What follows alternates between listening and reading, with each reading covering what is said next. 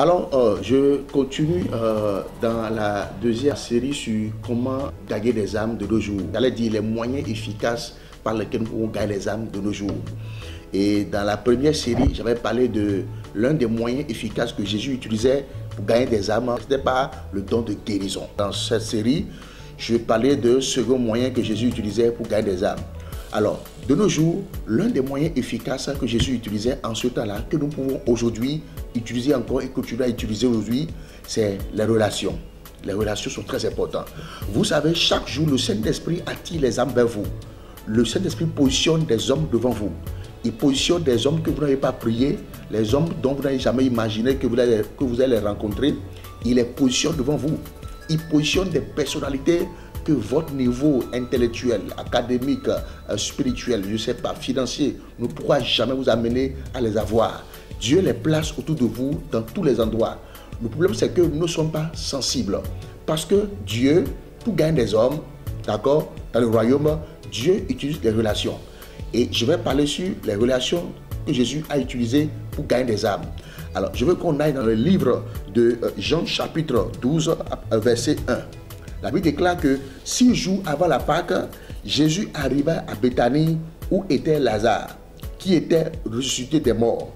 Là, on lui fit un souper. Marthe servait et Lazare était un de ceux qui se retrouvaient à la table avec lui. Alors, vous connaissez tous l'histoire de Lazare, Lazare qui est mort et qui est ressuscité. Mais comment Jésus est devenu un homme dans cette maison? Comment Jésus est devenu le monsieur de la maison? Jésus avait une relation vraiment personnelle avec Lazare. Il avait une relation spéciale avec lui. C'était son ami.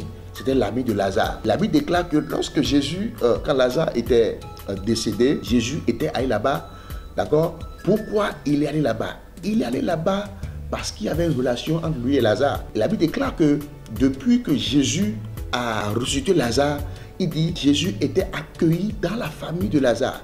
Et Jésus a profité de cette relation qu'il avait eue avec Lazare pour pouvoir aussi toucher Marthe, qui est sa sœur, et Marie aussi, qui est sa sœur. Après que leur frère est ressuscité, Marie et Marthe, elles se sont consacrées à Jésus.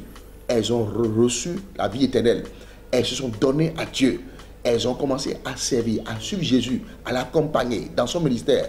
Mais comment Jésus a fait pour vraiment amener ces deux personnes-là dans la foi? C'est parce que Jésus avait une relation avec leurs frères. Écoutez bien, les relations que Dieu vous donne ne sont pas juste seulement là pour vous satisfaire. Mais les relations-là sont là pour vous apporter aussi, pour que vous puissiez vraiment attirer ces âmes-là et les prêcher la bonne nouvelle. Il y a beaucoup de relations que vous gaspillez pour rien. Et c'est pourquoi Dieu ne vous donne plus de nouvelles relations. Parce que lorsqu'il vous donne des relations, vous les détruisez. Vous brisez ces relations-là. Alors que le but de Dieu pour vous donner ces relations, c'est pour que ces relations puissent vraiment connaître le vrai Dieu. Écoutez bien, dès que vous allez comprendre la raison principale pour laquelle Dieu vous connecte à des personnalités, ce n'est pas pour que vous soyez en orgueil, pour que vous soyez des grandes personnalités. Ce n'est pas pour que vous puissiez influencer les gens, intimider les gens. Mais Dieu connecte ces hommes à vous pour que vous puissiez vraiment aussi les amener dans le royaume.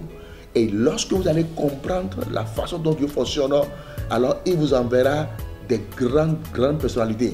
Il vous enverra des personnes ressources. Commencez à le faire comme Jésus aujourd'hui. Et vous allez voir qu'il va attirer beaucoup d'âmes vers vous.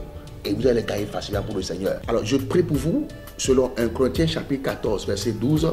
Il dit, de même que vous, puisque vous aspirez aux dons spirituels, que ce soit pour l'édification de l'Église, que vous cherchiez à en posséder abondamment. Alors, je prie pour vous que le don pour les relations, que cela abonde en vous par le Saint-Esprit, dans le nom de Jésus. Vous êtes bénis abondamment.